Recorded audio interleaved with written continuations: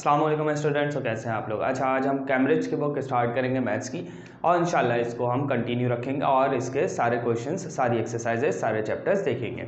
अच्छा, हमारी ये मैथ्स की बुक कौन सी है जो आपने थंबनेल में देख लिया होगा, mathematics core and extended third edition, जो कैम्ब्रिज की बुक है। उसमें हमने एक अभी हमारे पास एक चैप्टर है ट्रिग्नोमेट्री, जिसमें ज़्यादातर स्टूडेंट्स को बहुत प्रॉब्लम होती है, तो वो हम देखते हैं। 13.1 का क्वेश्चन क्या है, calculate the length of sides marked x centimetre in each of the diagram in question 1 and 2। Question number 1 देखते हैं हम। क्वेश्चन नंबर 1 का फर्स्ट हमारे पास ये रहा। इसी तरह हमने डायग्राम्स को सॉल्व करना है और ट्रिग्नोमेट्रिक रेशियोज से सॉल्व करना है। ठीक है, अब हमने करना है कैसे, इसे x की वैल्यू फाइंड आउट करनी है। इन्होंने लिख दिया ना यहाँ पे मार्क x, जो x मार्क हुआ हुआ वो फाइंड आउट करना है क्वेश्चन 1 और 2 में। अभी हम क्वेश्चन नंबर 1 देख रहे हैं। अच्छा, अब हमें इससे पहले ट्रिग्नोमेट्री पढ़ रहे हैं, तो ट्रिग्नोमेट्री में हमें ट्रिग्नोमेट्री के रेशियोज भी पता होने चाहिए ना। तो ट्रिग्नोमेट्री के रेशियोज देख लेते हैं हम, कि जिसे हम कहते हैं ट्रिग्नोमेट्रिक रेशियोज। ठीक है, ट्रिग्नोमेट्रिक रेशियोज। ट्रिग्नोमेट्रिक रेशियोज क्या होते हैं? First sine theta, second is cos theta and third is tangent theta। ठीक,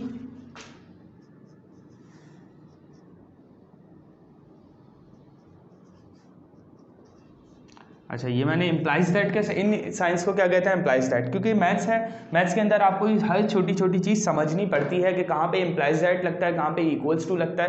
खैर, अब ये मैंने इम्प्लाइज दैट क्यों लगा दिए, देखते हैं। साइन थीटा हमारे पास क्या होता है, अगर मैं एक ट्राइंगल बनाऊं, राइट एंगल ट्राइंगल में बता रहा हूँ, ये सारे trigonometric ratios right angle triangle के अंदर फॉलो किए जाते हैं। तो ये मैंने एक बना लिया राइट एंगल ट्राइंगल। और राइट एंगल ट्राइंगल किसे कहते हैं? जिसमें एक एंगल 90 डिग्री का होता है, ठीक, जहाँ से राइट होता है, और वो हमेशा 90 डिग्री के एंगल को किसी भी डायग्राम में शो किया होगा तो इस तरह शो किया होगा, और दूसरे एंगल्स को इस तरह गोलाई में शो करता है। जहाँ पे आपके पास स्क्वायर टाइप का एंगल बताया गया हो तो वो हमारे पास एंगल 90 डिग्री होता है। जब 90 डिग्री एक ट्राइंगल, एक ऐसा ट्राइंगल, उस ट्राइंगल को हम राइट एंगल ट्राइंगल कहते हैं, जिसमें एक एंगल 90 डिग्री होता है, बाकी के दो एंगल्स एक्यूट एंगल्स होते हैं। ठीक है, लाजमी है, ऑब्ट्यूस हो नहीं सकता। ऑब्ट्यूस क्या होता है? 90 डिग्री से बड़ा, और एक एंगल के तीनों एंगल्स का सम क्या होता है हमारे पास? 180 डिग्री। ठीक, क्या होता है? 180 डिग्री। मैं इसके नाम रख लेता हूँ ABC। ठीक, तो मेरे पास अगर मैं बोलूँ एक एंगल 90 डिग्री है, तो दूसरा एंगल अगर मैं बोल दूँ कि इसमें एक ऑब्ट्यूस और एक एक्यूट भी हो सकता है, तो ऐसा नहीं हो सकता। ऑब्ट्यूस का मतलब है 90 डिग्री से बड़ा, और अगर एक एंगल 90 डिग्री से बड़ा हो गया, एक एंगल 90 डिग्री हो गया, तो ये दोनों ही मिलकर आपके पास 180 से बड़ा हो जाएगा, तो ट्राइंगल तो नहीं रहा। और ट्राइंगल की शर्त है कि तीनों एंगल का सम 180 होना चाहिए, सबसे पहली बात। दूसरी बात, अब हम देखते हैं रेशियोज। रेशियोज क्या होता है? साइन थीटा हमारे पास होता है perpendicular over hypotenuse, cos theta is base over hypotenuse, tangent theta is perpendicular over base. ठीक, अब हम देखते हैं ये परपेंडिकुलर बेस है क्या। अच्छा, इसके अंदर इस बुक में हमारे पास आपकी इस बुक में परपेंडिकुलर और बेस नाम यूज नहीं किए गए। परपेंडिकुलर और बेस के अलावा कौन से नाम यूज किए गए वो देखना है। सबसे पहली बात ये याद रखना है, इन तीनों में एक सबसे बड़ी साइड होती है, वो हमेशा हमेशा हमेशा राइट एंगल जहाँ बन रहा होता है 90 डिग्री, उसके सामने वाली साइड होती है, उसको हम कहते हैं H, मतलब हाइपोटेन्यूस। ठीक है, बाकी दो साइड्स बची। अब हमें पता है हमारे पास यहाँ पे आपको P, B और H तीन ही चीज़ें नजर आई है ना। कौन कौन सी? P, B और H। तो उसमें से H हमने देख लिया, वो यहाँ होता है। अब P और B में से यहाँ देखते हैं कौन सी होती है। अब हमारे पास जब भी आपको कोई एंगल गिवन होगा 90 डिग्री के अलावा, दो एंगल्स में से बता रहा हूँ, मिसाल के तौर पे अगर ये एंगल गिवन है, तो इस एंगल के सामने वाली साइड इसके ऑपोजिट साइड होगी, तो उसको हम कहेंगे परपेंडिकुलर। ठीक है, और परपेंडिकुलर को आपकी बुक में ऑपोजिट साइड का नाम दिया गया है, और दोनों चीज़ें सही हैं। परपेंडिकुलर है मतलब ये एक हॉरिजॉन्टल लाइन है, उसके ऊपर एक लाइन खड़ी हुई है जो परपेंडिकुलर है। परपेंडिकुलर का मतलब 90 डिग्री। दूसरा नाम क्या है कि इस एंगल के ऑपोजिट साइड है। ठीक, तो आप परपेंडिकुलर को OB कहते हैं।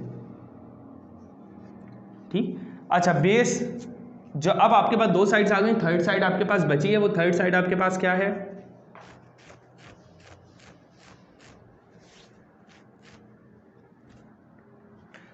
थर्ड साइड जो क्या है वो हमारे पास जो दो साइड्स हो गए, अब आपको पता है हमारे पास सिर्फ बी बचा है तो बी होगी, मतलब बेस, और इस बेस को एडजेसेंट भी कहते हैं। ठीक है,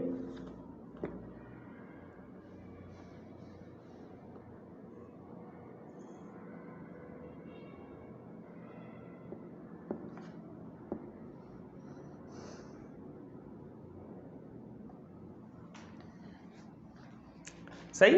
अब आपके पास इस बी को ए का वर्ड यूज किया गया है एडजेसेंट, और एच तो ऐसे ही रहेगा।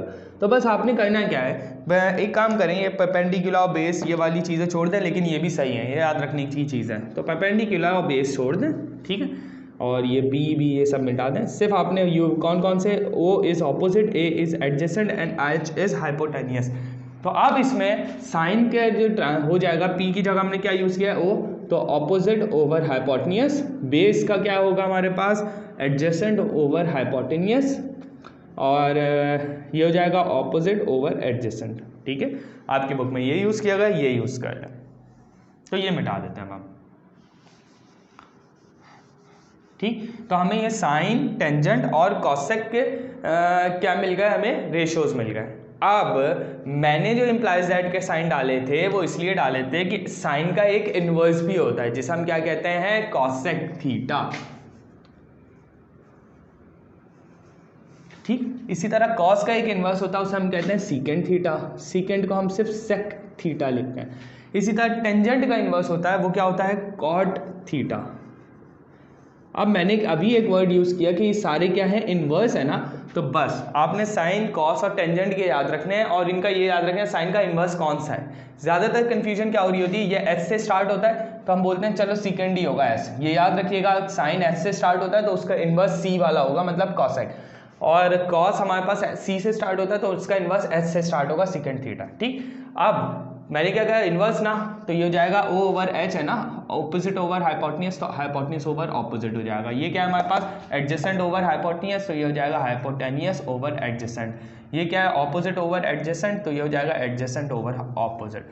मैंने अभी इन्वर्स का है ना, इन्वर्स का मतलब है इनके बस पोजीशन, डिनोमिनेटर को नॉमिनेटर और नॉमिनेटर को डिनोमिनेटर बना देंगे। ठीक, ये मेरे पास क्या है, सारे ट्रिग्नोमेट्रिक रेशियोज।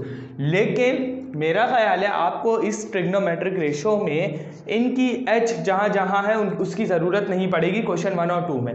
तो इसका मतलब है सिर्फ आपको टेंजेंट की ज़रूरत पड़ेगी, तो हम टेंजेंट देखेंगे, लेकिन मैंने अभी ये पूरा डिटेल में बता दिया। अब इंशाल्लाह हम जो बाकी ये चीज़ें हैं ये काम आएंगी आपके मेरे ख्याल से क्वेश्चन नंबर 2 के बाद। तो देखते हैं टेंजेंट थीटा क्या है हमारे पास। अब हम देखेंगे, अगर मैंने एक और चीज़ बताना भूल गया, वो ये है कि ये मेरे पास ट्राइंगल था, ये 90 डिग्री हाइपोटेनियस, मैंने पहले एडजेसेंट ये बनाया था, ऑपोजिट ये बनाया था, एडजेसेंट ये था। ठीक है, तो अब अगर तो मैंने जब यहाँ ऑपोजिट बनाया था तो एंगल यहाँ था मेरे पास, अब एंगल यहाँ नहीं है, यहाँ है, तो फिर ऑपोजिट भी चेंज हो जाएगा, ऑपोजिट ये हो जाएगा, एडजेसेंट ये हो जाएगा। सही है, तो अब देखते हैं हम इस क्वेश्चन नंबर 1। क्वेश्चन नंबर 1 क्या है मेरे पास, एंगल के सामने वाली साइड x इज ऑपोजिट और 5 इज एडजेसेंट, क्योंकि ये तो हाइपोटेनियस है ना, हाइपोटेनियस और ये ऑपोजिट हो गया तो एडजेसेंट। तो हम लगा देंगे direct, tangent theta is equals to opposite over adjacent, यही था ना। ठीक है, अब थीटा क्या होता है, थीटा होता है ये जो एंगल गिवन होता है। यहाँ इसका डेटा बना लेते हैं हम कि डेटा, या इसको अभी आप ऐसे करें, डेटा क्या है हमारे पास, थीटा हमें पता है 20 डिग्री है, एडजेसेंट हमें पता है 5 सेंटीमीटर है, और ऑपोजिट हमें पता है क्या है, x सेंटीमीटर, जो हमें फाइंड आउट करना है। ठीक, तो अब हम क्या करेंगे, डेटा के बाद हम डालेंगे फॉर्मूला। ठीक है, फॉर्मूले की हेडिंग डाला, फॉर्मूला कौन सा यूज होगा इसके अंदर, वो वाला जो हमारे पास है, tangent theta is equals to opposite over adjacent. सही, अब फॉर्मूले के बाद हम स्टार्ट करेंगे अपना सॉल्यूशन, तो आप सॉल्यूशन की हेडिंग डाल देंगे। सही, अब सॉल्यूशन में क्या करेंगे हम, टेंजेंट थीटा क्या था मेरे पास 20 डिग्री, इस छोटे से जीरो को जो इस वैल्यू के ऊपर डला होता है उसे हम कहते हैं डिग्री, डिग्री का साइन होता है, इज इक्वल्स टू, वो क्या है मेरे पास ऑपोजिट x डिवाइडेड बाय नीचे a क्या है, एडजेसेंट इज 5, अब हमें x की वैल्यू फाइंड आउट करनी है और हमें पता है कि जब भी हम पॉजिटिव वैल्यू को, पॉजिटिव साइन को या पॉजिटिव वैल्यूज़ को, जैसे +5 है, जब भी इक्वल के बाद शिफ्ट कराते हैं, इक्वल के बाद शिफ्ट करवाते हैं तो नेगेटिव बन जाता है। नेगेटिव को इक्वल के बाद जब भी शिफ्ट कराते हैं पॉजिटिव बन जाता है। ठीक, तो नेगेटिव पॉजिटिव में, पॉजिटिव नेगेटिव में मर्ज हो जाता है। अब जब भी हम किसी मल्टीप्लाई वाली वैल्यू को इक्वल के बाद शिफ्ट कराते हैं वो डिवाइड हो जाती है, और जब भी हम डिवाइड वाली वैल्यू को इक्वल के बाद शिफ्ट कराते हैं वो मल्टीप्लाई हो जाती है। तो ये दोनों एक दूसरे में मर्ज हो जाते हैं, मल्टीप्लाई डिवाइड, डिवाइड मल्टीप्लाई। ठीक, अब हमारे पास 5 जो है x की वैल्यू फाइंड आउट करनी है, तो x के पास से अगर कोई वैल्यू मल्टीप्लाई हो रही है, प्लस हो रही है, माइनस हो रही है या डिवाइड हो रही है, जो भी हो रही है उसको हटा देंगे। x से ना कोई वैल्यू प्लस हो रही है ना माइनस हो रही है, ना ही कोई वैल्यू मल्टीप्लाई हो रही है। मल्टीप्लाई मतलब अगर इसके साथ लिखा होता 5x तो इसका मतलब है 5 मल्टीप्लाई हो रहा है। ठीक, अब हमारे पास 5 नीचे है तो इसका मतलब है डिवाइड है, और डिवाइड वाली वैल्यू कहाँ इक्वल के बाद शिफ्ट होगी, क्या होती है, मल्टीप्लाई। तो 5 इधर आगे मल्टीप्लाई हो जाएगा, ये हो जाएगा टेंजेंट 20 डिग्री, और ये 5 इधर आके मल्टीप्लाई बाय 5 इक्वल्स नहीं, x नहीं है, मल्टीप्लाई है। और दूसरी बात मैंने क्या कहा था, ये इम्प्लाइज दैट के साइन भी देखने हैं, तो जब यहाँ एक दफ़ा इक्वल आ गया तो दोबारा यूँ इक्वल नहीं डालेंगे, ये इम्प्लाइज दैट होगा यहाँ पे। ठीक है, अब टेंजेंट 20 निकालते हैं। अब हम टेंजेंट 20 कैसे निकालते हैं कि साइंटिफिक कैलकुलेटर सबके पास होता है, तो हम सबसे पहले करेंगे क्या, ये आपको दिखा रहा हूँ मैं स्क्रीन पे, कि सबसे पहले हमने दबाया ये टेंजेंट, ठीक है, टेंजेंट। उसके बाद हमने क्या किया, 20 लिखा, 20 ब्रैकेट क्लोज कर दिया, और मल्टीप्लाई बाय 5।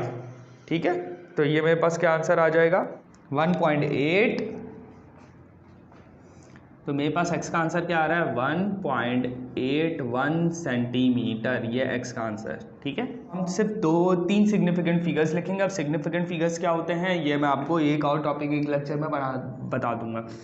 तो ये मेरे पास क्या हो जाएगा, x की वैल्यू आ जाएगी 1.81 सेंटीमीटर। इंशाल्लाह स्टूडेंट, फिर हम इंशाल्लाह नेक्स्ट लेक्चर के अंदर क्वेश्चन नंबर 1 के B, C, D और नेक्स्ट पार्ट जो है वो हम सॉल्व करेंगे। तो जब तक ये अल्लाह हाफ़िज़।